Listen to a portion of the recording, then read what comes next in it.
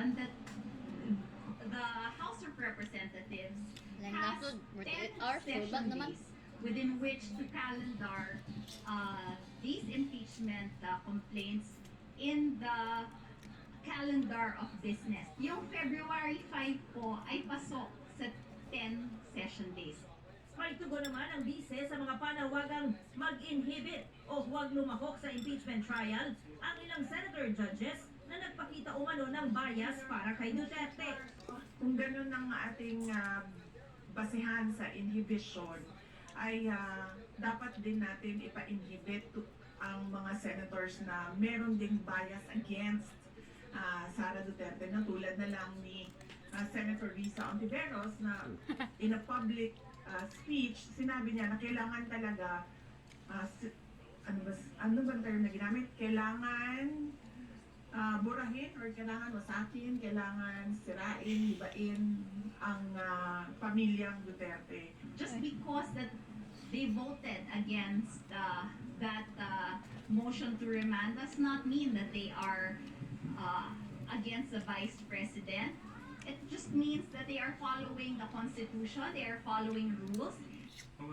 Sabi ni Zamora, kasama ang issue ng pag-inhibit sa tinatalakay ng House Prosecution Panel, pero naniniwala silang voluntaryo ito.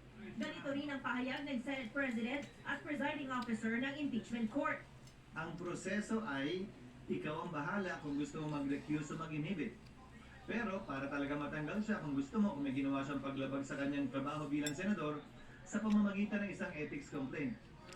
Ipinagkibit balikat naman ng Malacanang ang pahayag ng bise. Makikita naman ng taong bayan kung sino ba talaga ang bias at hindi.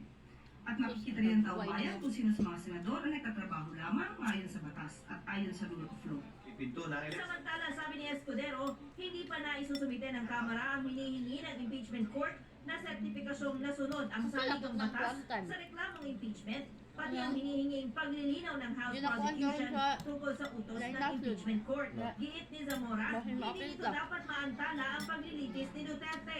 Wala naman po sa Senate impeachment rules or the Constitution ang requirement na mag-submit kami ng certification.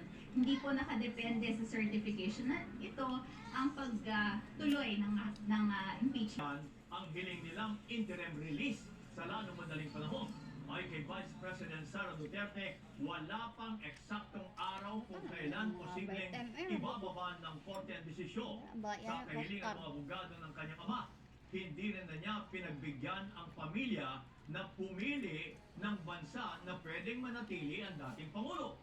Isa ang kanyang edad na ibinigay na dahilan ng pamilya Duterte sa hiling na interim release ng dating Pangulong